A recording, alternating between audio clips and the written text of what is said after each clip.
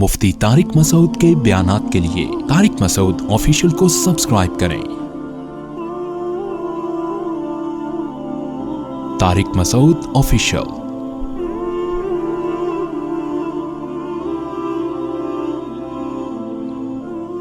تو اللہ نے ہمیں جو پیدا کیا میرے بھائی کس کے لیے؟ غلامی کے لیے۔ تو جو اللہ کی غلامی اختیار کرتا ہے، غلامی کا مطلب صبح سے لے کے رات تک، رات سے لے کر صبح تک صرف یہ دیکھنا ہے کہ اللہ کا اس بارے میں حکم کیا ہے، بس۔ اور اللہ کے حکم کو پہچاننے کے لیے صحیح علماء سے رابطہ کرنا ہے، کیونکہ آج کل لوگ اللہ کا کس بارے میں کیا حکم ہے اس حکم کو پہچاننے میں بھی بڑی غلطی کر رہے ہوتے ہیں۔ جو حکم نہیں ہوتا اس کو حکم سمجھ رہے ہوتے ہیں، جو حکم ہوتا ہے اس کو حکم نہیں سمجھ رہے ہوتے۔ یہ کام بہت ہو رہے ہیں۔ تو جب سامنے آ گیا کہ یہ اللہ کا حکم ہے تو ہم نے اپنے آپ کو اس حکم کے حوالے کر دینا ہے، بس۔ جو اس انداز سے زندگی گزارے گا اسے دنیا میں بھی انعام ملے گا اور آخرت میں بھی۔ دنیا کا انعام کیا ہے؟ فَلَنُحْيِيَنَّهُ حَيَاةً طَيِّبَةً، ہم ایسے لوگوں کو انتہائی پاکیزہ زندگی عطا کریں گے، انتہائی پاکیزہ طیب زندگی۔ طیب کا مفہوم بہت وسیع ہے۔ طیبہ کا لفظ ہے نا، طیب کا مؤنث ہے یہ لفظ۔ طیب کہتے ہیں وہ پاکیزہ چیز جس میں پاکیزگی کی وجہ سے اٹریکشن ہو۔ دیکھو، ایک شخص بھنگی ہے، گندا، میلا، کچیلا، آپ کا گٹر بند ہے اور آپ 1-2 ہفتے سے کسی بھنگی کے انتظار میں تھے۔ ہمارا گٹر بند ہوا گھر کا نا، وہ لائنوں میں کچرا آیا ہوا تھا، تو میں نے اپنے دوست کو فون کیا، میں نے وہ بھنگیوں کو بلاؤ تو وہ بس تھوڑا بہت صاف کر دیتے ہیں وہ کچرا، اس لیے کہ وہ جو سیمنٹ بجری کا کچھ کام ہوا تھا وہ بجری اس کے اندر، مزدوروں نے احتیاط نہیں کی تو وہ اس میں سیمنٹ اور بجری پھنس گیا لائنوں میں، وہ بار بار واش روم بند ہونے لگا۔ تو میں نے 1-2 بھنگی بلائے، وہ کام نہیں کر رہے تھے دل جمی سے، تو اپنے ایک دوست کو میں نے فون کیا، میں نے کہا کوئی خاندانی قسم کا بھنگی چاہیے۔ وہ کہہ رہے ہیں یار بھنگی بھی ہو اور کیا ہو، خاندانی بھی ہو، یہ کیا ہو گیا یار؟ تو میں نے کہا ہے there are 2 types of بھنگیز، میں نے کہا ان میں بھی 2 قسمیں ہوتی ہیں، خاندانی اور جو حلال کر کے کھاتے ہیں اور ان کو گند میں بھی حرام کا شوق ہے، بعض ایسے بھی ہوتے ہیں کچھ حلال کر کے بھی کھاتے ہیں۔ تو خیر انتظام ہوا، پھر اس نے آ کے محنت کی اور اللہ تعالیٰ اسے جزائے خیر دے، تو وہ پوری لائنیں اس نے چینج کی، محنت کی۔ تو اب دیکھو کسی کے بھی گھر میں واش روم بند ہو جائے، مسائل کھڑے ہو جائیں تو بھنگی کی طرف بھی اس کی رغبت ہوگی کہ نہیں ہوگی؟ اس کے لیے اس وقت سب سے زیادہ اٹریکشن کس میں ہوگی؟ خاندانی بھنگی میں۔ کیا کوئی خاندانی قسم کا کیا مل جائے؟ بولتے کیوں نہیں؟ بھنگی مل جائے۔ تو مجھے جب فون آیا نا تو میں سارے کام چھوڑ کر آ گیا، پھر اس سے ہم نے گلی کے گٹر بھی، یہ تو گورنمنٹ کی ذمہ داری ہے گلی کے گٹروں کا کام، لیکن ہم نے اپنے خرچے پہ گلی کے گٹروں کی بھی صفائی کروائی، گٹر کے ڈھکن بنوائے ہم نے اپنے ذاتی، میں نے اپنے خرچے پہ۔ آپ اندازہ لگاؤ یار یہاں تک نوبت پہنچ چکی ہے کہ لوگ اپنے ذاتی خرچوں پہ گٹر کی صفائی بھی کروا رہے ہیں، اس کے ڈھکن بھی بنوا رہے ہیں۔ تو ہم نے اپنے، اور سب حضرات سے میں کہتا ہوں کراچی میں اگر صفائی چاہتے ہو اپنے گھر کے سامنے کے ایریے کو، اپنی گلیوں کو خود صاف رکھو، حکومت سے آپ یہ امیدیں نہ لگائیں۔ لوگ کہتے ہیں نا، ابھی پنجاب سے کوئی رشتہ دار ہے کہہ رہے ہیں اتنا گندا کراچی،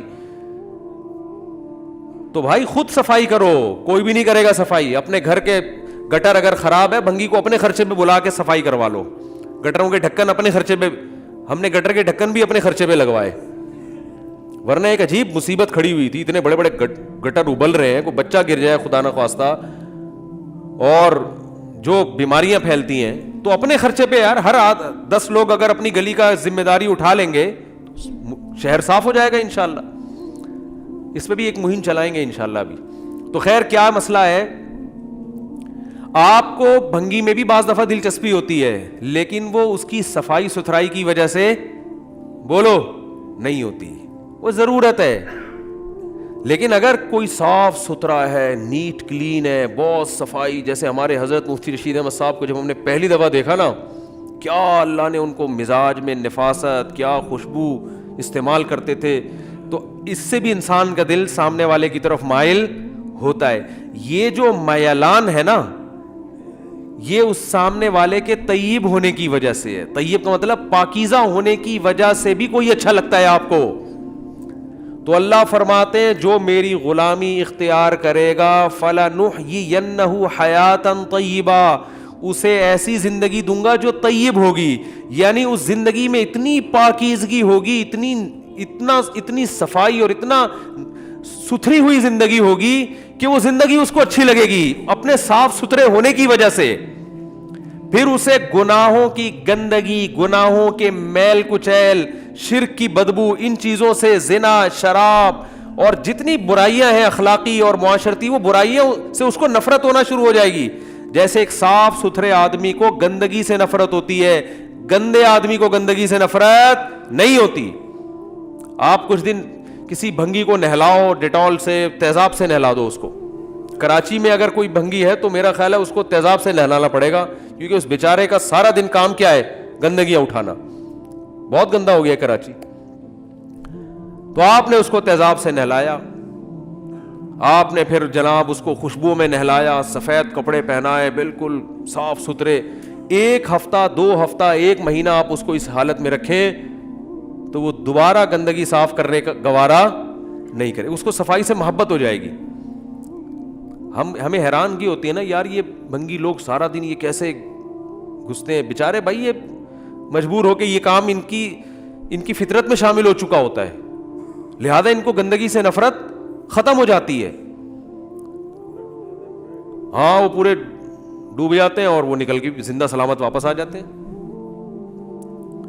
رپورٹ پیش کی ہے، بہترین رپورٹ پیش کی ہے، کہہ رہے اندر ڈوب بھی جاتے ہیں وہ. ایک عام آدمی صاف پانی میں ڈوب کے مر جاتا ہے. تو وجہ کیا ہے میرے بھائی؟ وجہ یہی ہے کہ جو انسان اللہ کی غلامی اختیار کرتا ہے نا، آہستہ آہستہ پاک، کیونکہ اللہ نے جتنے احکام دیے ہیں وہ سارے پاکیزہ حکم ہیں. صفائی ستھرائی ہے اس میں. زبان کو گندگی سے بچانا، آنکھوں کو گندگی سے بچانا، آنکھوں کو بد نظری سے بچانا، زبان کو جھوٹ غیبت سے بچانا، ہاتھوں کو حرام کمانے سے بچانا، جھوٹ بولنے سے بچنا. یہ ساری ایسی تعلیمات ہیں کہ عمل کرتے کرتے کرتے انسان اندر سے صاف ستھرا ہونا شروع ہو جاتا ہے. پھر جب اندر سے صاف ہوتا ہے تو اس کو اپنی زندگی خود محبوب ہو جاتی ہے. اس کو زندہ رہنے میں مزہ آنا شروع ہوتا ہے. یہ جو ادھر سے پیسے ہتھیا لیے، ادھر سے رشوت لے لی، ادھر سے جھوٹ بولا، ادھر سے یہ لوگ ہمارے اکثر وکیل حضرات کر رہے ہوتے ہیں، سارے نہیں جو میرا بیان سن رہے ہیں ان کے علاوہ، تو آپ دیکھو نا ان کے چہروں پہ عجیب سی نحوست نہیں ہو جاتی؟ جو رشوت لیتے ہیں صبح شام، چہرے عجیب بے رونق. یہ کیا ہے بے رونقی؟ ان کو اپنے آپ سے نفرت ہونا شروع ہو جاتی ہے، ان کو اپنی زندگی بری لگنا شروع ہو جاتی ہے. یہ اعتراف نہیں کرتے لیکن یہ مطمئن نہیں ہوتے.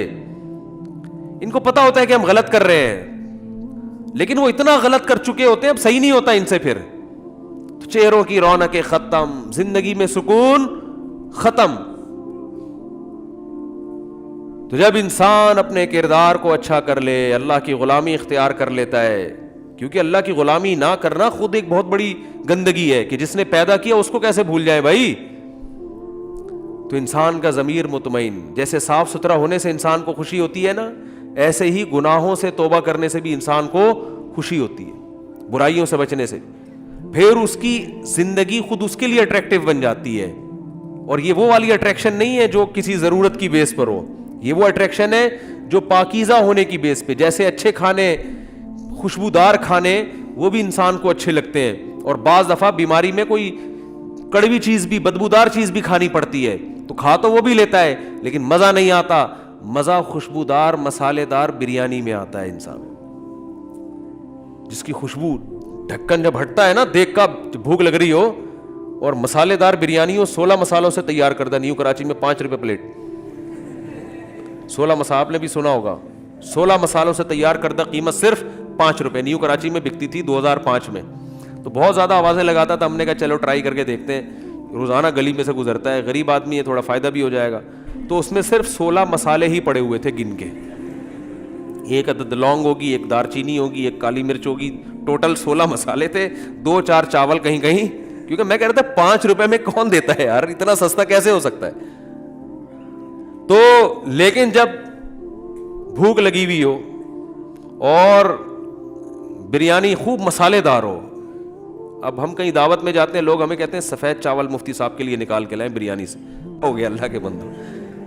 وہ سمجھتے پتہ نہیں مولانا ایک تو پرہیزی کھاتے ہوں گے, بھائی بریانی کا تو مطلب ہی مسالے ہوتے ہیں اس میں. ہم تو ہوٹل میں بھی جب بریانی کھاتے ہیں, لوگ کسی کی دعوت پہ بھی جاتے ہیں تو ہم کہتے ہیں ذرا کڑک قسم کے مسالے نکال کے لاؤ یار اس میں سے.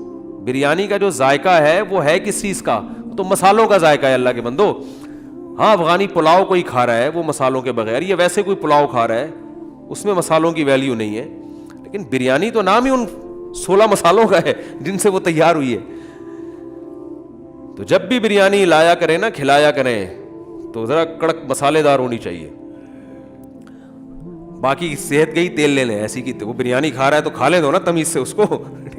اور بریانی کے مسالے نقصان نہیں دیتے, ویسے یہ بھی آپ کی جنرل نالج کے لیے بتا دوں. بریانی جو بنی ہے نا بادشاہوں کے محل میں تیار ہوئی ہے. یہ پہلے زمانے میں جو یہ مغل بادشاہ ہوا کرتے تھے, یہ حکیموں سے کہتے تھے کہ بھائی یہ چیز بنا کے لاؤ, تو ان کو صحتوں کا بڑا خیال ہوتا تھا.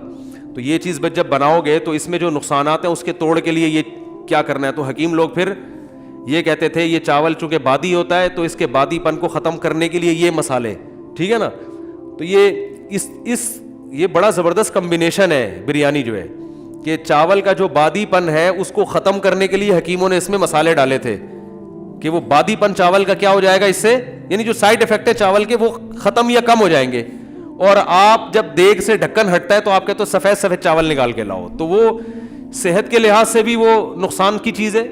بریانی کھاؤ تو مسالوں کے ساتھ ہی کھایا کرو, ورنہ پھر بریانی کی توہین ہمیں برداشت, بولو بھائی, بریانی کی توہین نہیں. یہ تو ہمارا روایتی کھانا ہے بھائی, صدیوں سے کھاتے آ رہے ہم لوگ. ہندوستان سے چلائیے دہلی اور بمبئی اور یہ کراچی, پھر یہاں سے حیدرآباد, بس اس سے آگے نہیں ملے گی آپ کو. اس سے آگے بریانی کے نام پہ مذاق ملے گا آپ کو, مذاق ملے گا. جب میں پنجاب جاتا ہوں کہتے ہیں بریانی پکائیں, میں کہتا ہوں کچھ اور پکا لو, بریانی نہیں. بریانی نہیں بھائی, پلاؤ ٹھیک ہے, بریانی نہیں, کیونکہ ہمیں پتہ ہے وہ نہیں بریانی نہیں ہوتی وہ. تو خیر, تو وہ اس کے مسالے وہ ویسے بھی اچھے بھی ہوتے ہیں صحت کے لیے, لیکن پھر بھی اپنی ذمہ داری پہ کھائیں. کوئی معدے کا مریض ہے تو مسالے کھا کے وہ نقصان ہوگا اس کو. تو خیر بات کہاں سے کہاں چلی گئی یار, ڈھکن کھلا اور خوشبو آئی.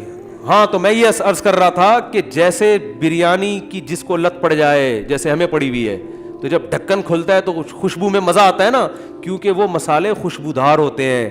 تو میرے بھائی جو آدمی شریعت پہ چلتا ہے, برائیوں سے بچتا ہے, اس کو اپنی زندگی میں وہی مزہ آنا شروع ہوتا ہے, اپنے اعمال کی ویسی ہی خوشبو محسوس ہوتی ہے جیسے بھوکے کو بریانی کے دیگ کے ڈھکن کھلنے کے بعد جو خوشبو محسوس ہوتی ہے. کیا خاندانی مثال ہو گئی کہ نہیں ہو گئی؟ تو اللہ تعالی ہم سب کو بریانی کھانے کی توفیق عطا فرمائے, نیک اعمال کی توفیق عطا فرمائے. وما علینا الا البلاغ.